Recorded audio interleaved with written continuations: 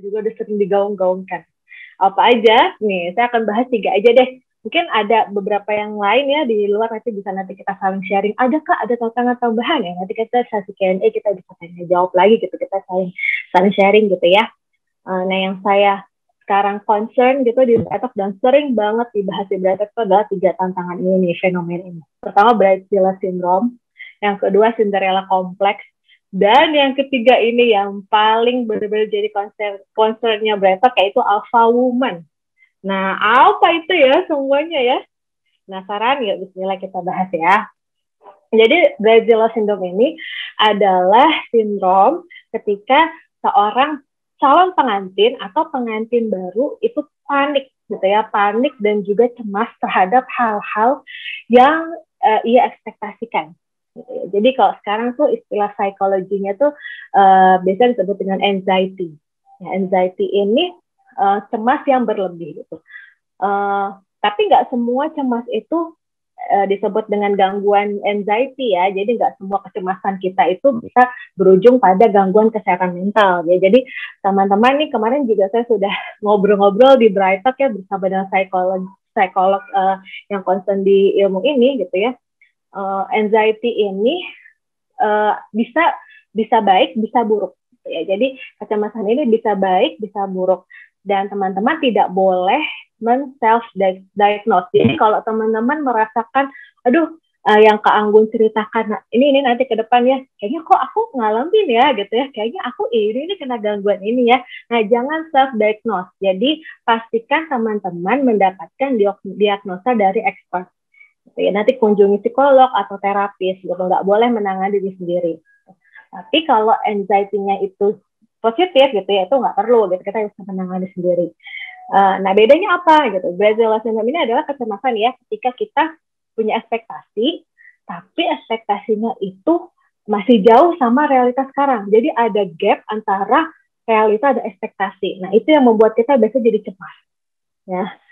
Ketika kecemasan itu membuat kita jadi lebih produktif, gitu. Sebenarnya kecemasan ini Allah ciptakan untuk diri kita supaya kita bisa supaya kita bisa jadi reminder diri kita, oh ini loh ada hal-hal yang memang harus kita penuhi dan kita improve gitu ya. Jadi itu kecemasan sebenarnya untuk itu harus kita lengkapi lagi nih, harus lebih kita persiapkan lagi karena realitanya kita masih di sini, sedangkan target kita sampai di sini gitu ya, sampai Z misalnya, tapi kondisi kita sekarang masih di A. Nah, gimana cara supaya A sampai Z?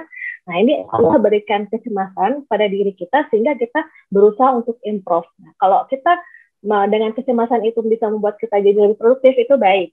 Tapi ketika justru malah membuat kita jadi down, jadi depresi, gitu, menjadi mager, bukan mager, tahu mager itu bukan gangguan psikis ya. Jadi misalnya jadi malah cemasnya terlalu berlebihan, bahkan sekarang lagi banyak banget yang kena GERD gitu ya, asam lambungnya naik gitu, mengganggu sampai ke fisik. Nah, ini yang tidak sehat secara mental, dan teman-teman bisa kunjungi expert ya untuk terapi lebih dalam, karena memang seringkali di contoh kasus di pernikahan gitu ya, anxiety ini berubah jadi dalam fenomena Bridezilla syndrome ini gitu. Jadi seorang bride gitu ya, calon pengantin atau pengantin yang tiba-tiba berubah menjadi seperti Godzilla.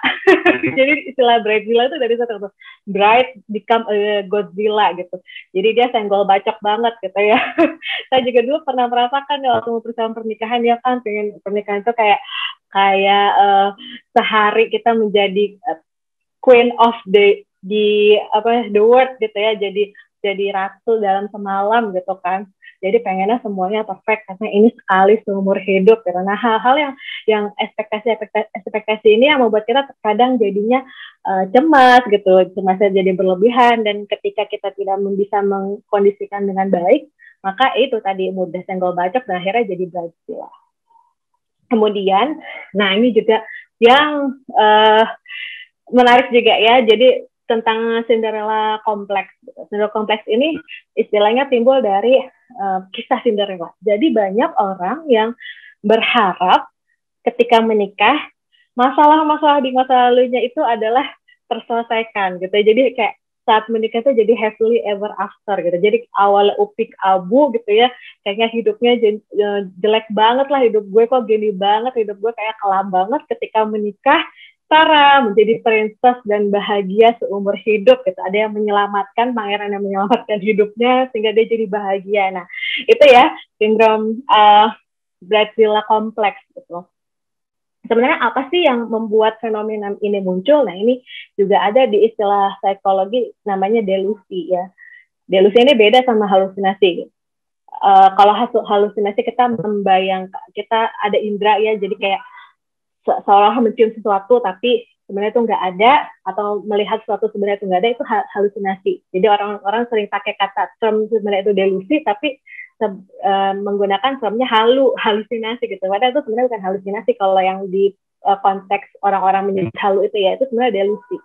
Delusi ini adalah kepercayaan atau kesan yang keliru, tapi dipegang teguh sama seseorang gitu, meskipun ini bertentangan dengan kenyataan gitu.